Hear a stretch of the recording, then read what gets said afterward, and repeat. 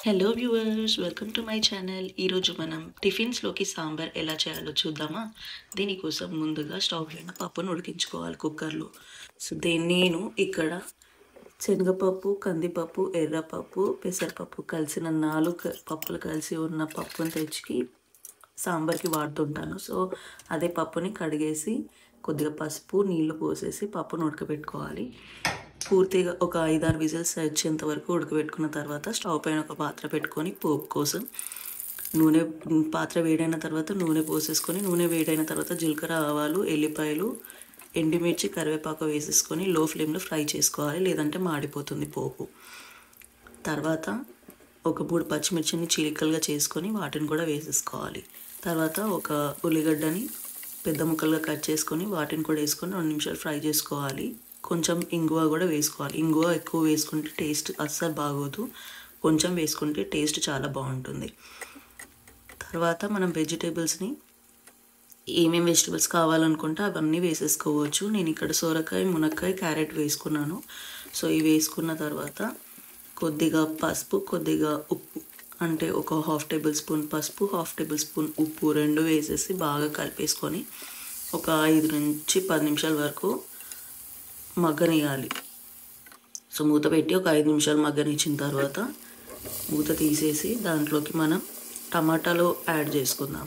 So టమాటాలు కూడా పెద్ద ముక్కలుగానే కట్ చేసుకోవాలి, చిన్నగా కట్ చేసుకోవాల్సిన అవసరం లేదు. పెద్దగా కట్ చేసుకున్న టమాటా ముక్కల్ని ఇందులోకి వేసేసుకున్న తర్వాత ఒకసారి కలిపేసుకొని ఒక 1/2 టేబుల్ స్పూన్ లేదంటే 1 టేబుల్ స్పూన్ మీ ఇష్టం అల్లం వెల్లుల్లి పేస్ట్ వేసేసుకోండి. వేసుకొని మంచిగా కలిపేసి ఆ తర్వాత మూత పెట్టి మగ్గనివ్వాలి.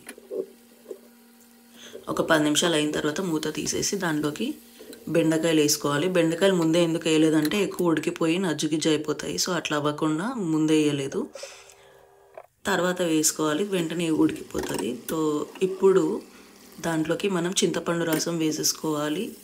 చింతపండు రసం వేసుకున్న తర్వాత కలిపేసుకొని ఉడికించిన పప్పు ఏదైతుందో ఆ పప్పును కూడా మనం వేసేసుకొని నీళ్ళు కూడా కావాల్సినంత నీళ్ళు పోసేసుకొని ఇప్పుడు కలిపేసుకున్న తర్వాత కారం, ఉప్పు మనకు కావాల్సినంత వేసుకోవాలి. నేను ఇక్కడ 1.5 టేబుల్ స్పూన్ కారం, అలాగే ముందు 1/2 టేబుల్ స్పూన్ ఉప్పు వేసినందుకు ఇప్పుడు ఒక 1 టేబుల్ స్పూన్ ఉప్పు వేస్తున్నాను.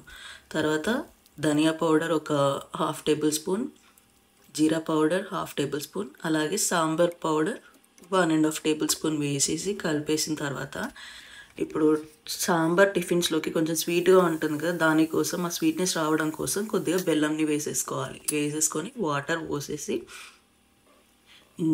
కొద్దిగా కరివేపాకు కూడా వేసుకున్నాను, ఫ్లేవర్ బాగా అనిపిస్తుంది. సో ఇవన్నీ వేసేసుకొని మూత పెట్టి ఒక 15 నిమిషాలు మీడియం ఫ్లేమ్లో మగ్గనిస్తే సాంబార్ రెడీ. చూసేసారు కదా సాంబార్ టిఫిన్స్లోకి ఎలా చేసుకుంటారో. ఇప్పుడు ఈ వీడియో కనుక మీకు నచ్చినట్టయితే please like, share and subscribe. See you in my next video. Bye.